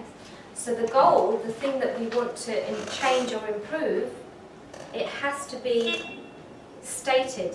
It has to be. That's why we write things down. How many of you write down a to-do list every day? Yeah. And how much of that to-do list do you get done? It doesn't matter because I was just cross it off and then move it to the next day. What I was left, just the next day. If you didn't write it, Yeah. how much of it would you get done? How do you feel when you're, if you go to Sainsbury's or Waitrose or wherever it is, and you've got a shopping list and you've got to remember it in your head, how much of it do you remember and how much of it do you forget? Well, it's better to be written, right? It's Yeah, better to be- why? Why is it better to be written? Because you're not going to see Easy not to remember, easy to, you know. Because it's mental clutter. Our brain can only hold so much live. It's like your laptop, right? There'll be one screen, but then you have to alt-tab to the next screen because we can't see all the screens at once. It's too much information. And it's the same with our brain. So you have a to-do list. When you write it down, your brain is then free to put into action what you need to do to get X, Y, Z done. Sure, you have some carryovers. But if you get at least 50% of your list done, is that worth it? Yeah. In reality, we tend to get 70 to 80% done. In reality. So it's much better to achieve 70, 80% of something than 100% of nothing. Yes? Responsibility for our own development. Why and how? Because as the business grows, we've got to grow. The business demands it. And if we can't stand the heat, we have to get out of the kitchen, I think is the expression. Yes, we have to learn how to manage the growth of the business and the changes and the developments. We have to be adaptable to those changes. For a business to stay constant in the economic climate, it must improve by at least 10%. That's just to stay constant. So if a business doesn't change, it's actually dropped 10% in a year. It's lost 10% of its market share. We can identify our own development needs through the performance management system through the appraisal system. Yes? It's all written there, as well as technical ability. There's other things like communication skills, team building, etc. Problem solving. We can ask for help from each other, from our line managers, from our colleagues, from other divisions, in terms of things that we need to improve. Research other areas. There's so much information on Google and YouTube and places like that. It's a heck of a lot. Also, getting to know other departments and how they work.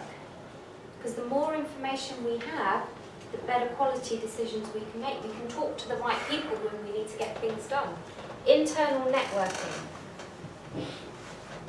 It's all very well networking with customers and suppliers, but we need to network with each other as well to get that information. And also being the best that we can be, constantly improving ourselves. And a useful tool is something called the 4-minute rule. Now, it's a little bit of almost pretending, okay, but it's a way of having the right mindset for the things that we want to do. I'll give you an example, a real-life personal example of how I use this. What you do is you say to yourself, when you're not feeling in the right place, you say to yourself, so I asked myself, what would the best mum in the world look like, act like, and feel like? And I did this because when I walked into my daughter's room, there was stuff everywhere. Clean clothes mixed with dirty clothes, and plates, and books, and just, bed wasn't made, everything was everywhere. And can you imagine how I felt? Frustrated, irritated, annoyed, fed up, yes? And I thought, I need to get myself in a better place because I need to have a conversation with her about this. But I'm not going to do it while I'm angry. So I asked myself, what would the best mum in the world look like, act like, and feel like? And do you know what came to me? Instantly in my head? At the time, she was 15. And I thought, I've only got her for 3 years and she'll be off to university. And in 3 years' time, this isn't actually going to matter. I wasn't expecting that to come to me, but this is it. The quality of the question will bring you better quality responses. But we can use this at work. What would the best team leader in the world look like, act like, and feel like?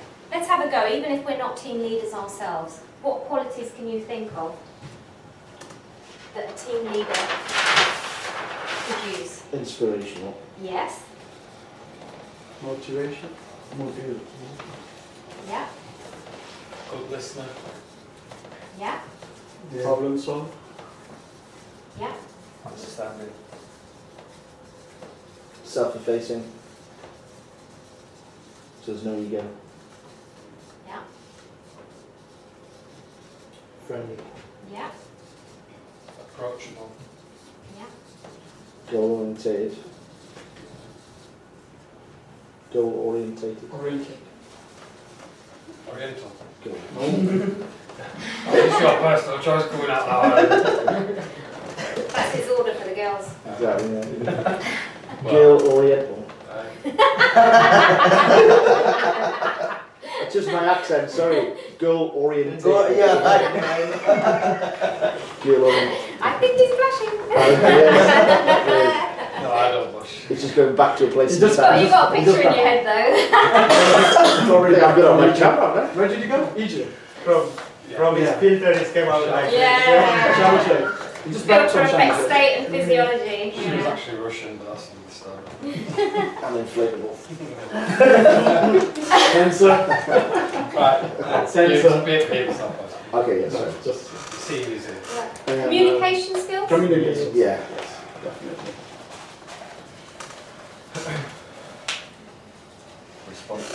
Motivational. Yeah. Yeah. Team player. Team. But self-motivated.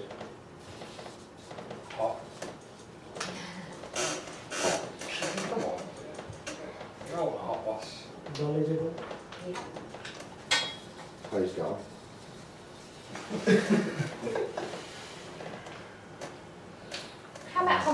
Humility. Honest. Yeah. Honest.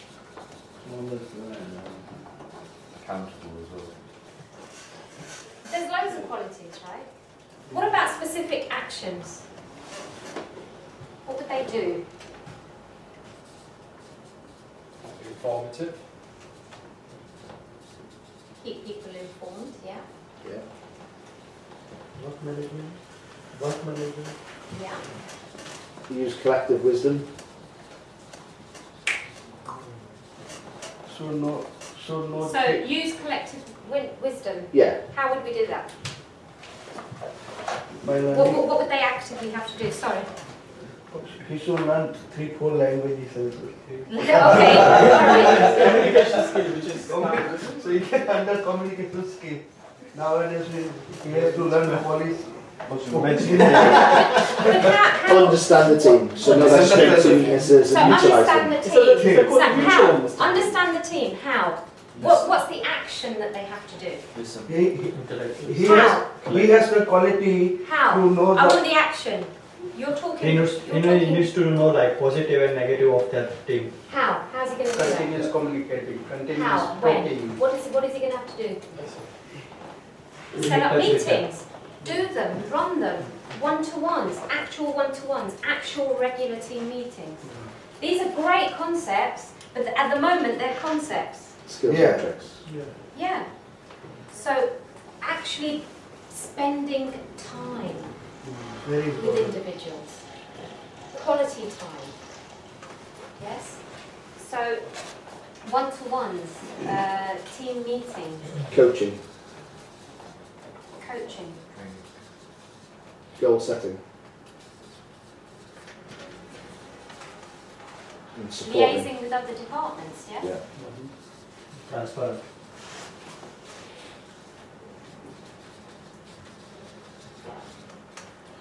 So we know all the concepts, but actually if we look at this, it's not just for a team leader, it can go into some of the other roles. What would the best manager in the world look like, act like and feel like? What would the best colleague in the world look like, act like and feel like? So all of those things involved. Salesperson, RSM, director, whatever, doesn't matter. It's not just about the concepts, but it's also about putting them into action so that we start getting better quality information, better quality interactions with each other. So it's a nice little tool, and you can do it as a team, as a division as well. What would the best sales division in the world look like, act like and feel like? What would we do collectively? What would the best QC lab scientists, I'm going to call you, in the world look like and act like and feel like? What would we do as a department? How would we interact with other departments? How would we collect information better? How would we share it better? How would we achieve our results better collectively as well as individually? And so we can use this in a number of different ways. Good. Any questions? When it comes to your responsibility for embracing change, why is that important? Massive changes in BNS. The world's ever evolving. The world is constantly changing. The economic environment is constantly changing. Yeah. The pharmaceutical industry is constantly changing. Our customer base is constantly changing. Our supplier base is constantly changing. And the business itself within the marketplace is constantly changing. Because of that, we need to be able to adapt to those changes. Some things we need to do less of, some things we need to do more of. Some things we need to do completely new. Some things we've never done before. We need to learn how to do them.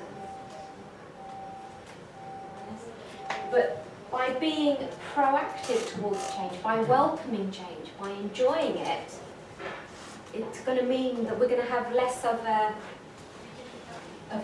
lead time, a lag time. When that change is implemented, quite often it's easy to feel annoyed, frustrated, angry. I've got more work, I've got less work, I've done all this stuff and it's not whatever it might be. That's all negative energy. Okay, it happens, it's natural to feel that way. Acknowledge it, And now, ask myself better quality questions, move on. Because the more that you adapt to change positively, the better quality results you're going to get. You're going to be productive much sooner. You're going to be a much happier person to be around, for a start. Yes? Whinging and complaining and having unnecessary, useless conversations is a waste of time and energy. So we have to be agile, adaptable, flexible, creative thinking. An idea that we have today might not be worth it at the moment. But in 6 months' time, in a year's time, maybe in 6 years' time, it might be a viable idea. It's always good to keep a note of the ideas and suggestions that you have. Because they might not be acted on now, but it doesn't mean they're not going to be of value in the future. Being solution focused, having that can-do attitude. We're also responsible for our own success. Think about it. Which person has the biggest influence on your life? We do. Who deserves the most credit for where you find yourself in life right now? Whose advice and opinions do you tend to always act upon?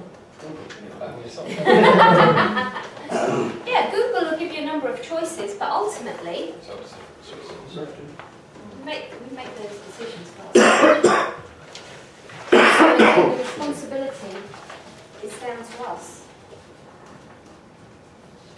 We've also got responsibility for our culture in the booklet, the BNS culture.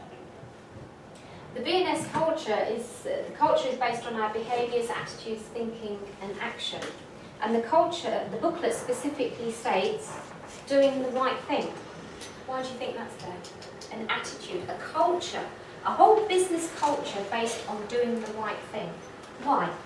It's not always the easiest thing to do, but if it's the right thing, it's the right thing, isn't it? On a number of different levels. We're in the pharmaceutical industry. There are some profound implications involved in the production of the medications that we're producing from here, for example, in the way that we handle the various goods in the warehouses. They need to be clean, they need to be intact, because there's an implication for the ultimate customer. There's a huge responsibility there. So doing the right thing, but not just for our customers, but also for each other, because what we do has an impact on another division, on another department, on our colleagues. Putting things right when they go wrong. That's a great acknowledgement that sometimes things go wrong.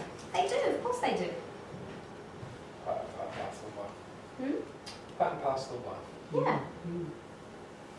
But leaving them wrong, that's of no value. It's detrimental, isn't it?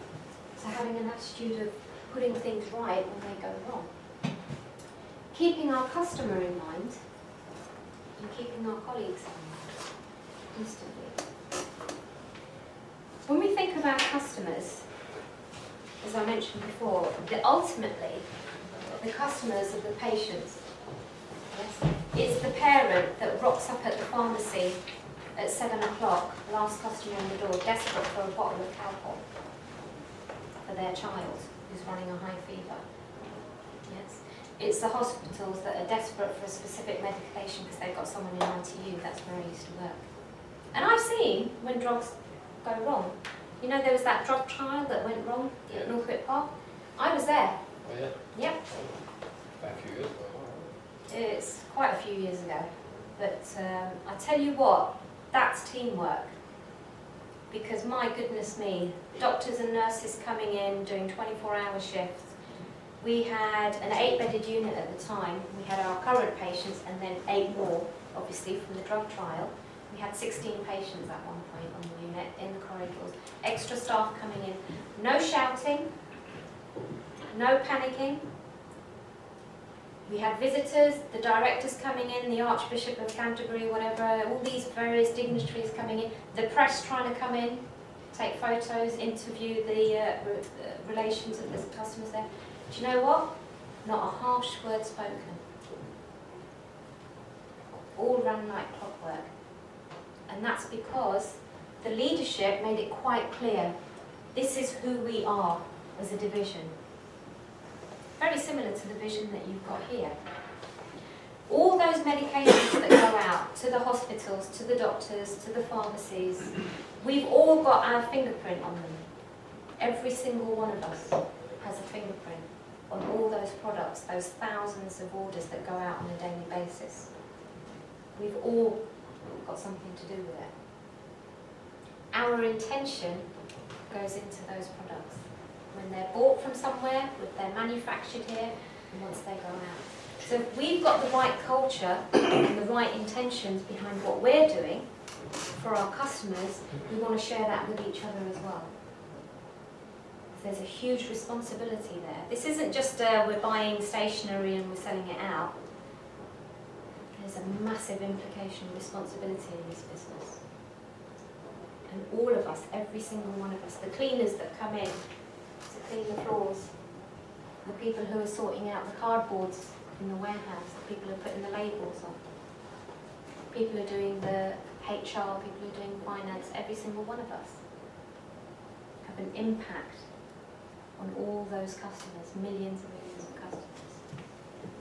So if anyone ever thinks that what they're doing is not of value, or their colleague is doing something that is not of value, it absolutely is.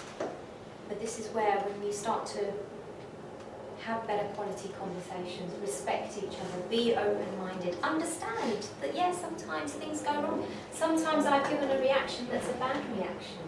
Forgive me. And respect. Yeah. Or maybe I was having a bad day, but that's not the real me. So it's about, let's start from afresh and recognise that we're all good people. We've all got the right hearts behind what we're doing. And it has a major impact on each other and on our customers, the ultimate customers. So keep these things in mind. So we've covered the BNS principles: responsibility for attitude, results, development, and facing change and culture. Did you find it useful? Yes. Good. Do you have any questions? When's the next one? Thank you for that. Next one, probably February, March, April time. I'll be running some sessions again from here and there. Before I go, there is going to be a feedback form. It won't take long to do, a couple of minutes at the most, so if you can fill that in before you leave, I'd really appreciate it. And also, before I finish the story, I'd like to thank all of you for your input and your comments, and your examples and your jokes. Really enjoyed them. Thank you for the warm welcome. I've only been here since October, but I've really enjoyed being here so far, so thank you for that. But before we go, so there was this angry man knocking on heaven's door. And the angel Gabriel opened the door and he said, "Can I help you?" And he said, "I want to speak to the big boss. I want to speak to God. I'm really pissed off. I shouldn't be here." And so Angel Gabriel said, "All right, I'll go and get him for you." He went to God's office and he said, "God, there's a very angry man out there for you." God said, "All right, I'll be there." So God came along. He said, "Can I help you?" And the man said, "God, why am I here?" And God said, "Well, who are you?" And the man said, "That was my house and I prayed to you every day to save me." And God said, "Yes, I remember you. You did. Yeah, of course you prayed a lot, but I don't understand it. I sent you a coach, I sent you a boat, I sent you a helicopter. What are you doing here?" Thank you very much, ladies and gentlemen. Thank you. You're welcome. Let me give you your... What paper was that story in? Your attitude. The Heavenly Times. The newsletter, didn't you get it? I got a newsletter, just not the job. There's another one in the newsletter. If you take one and pass it on, Adam. Oh, sorry, I thought it was all minutes. That would be very generous.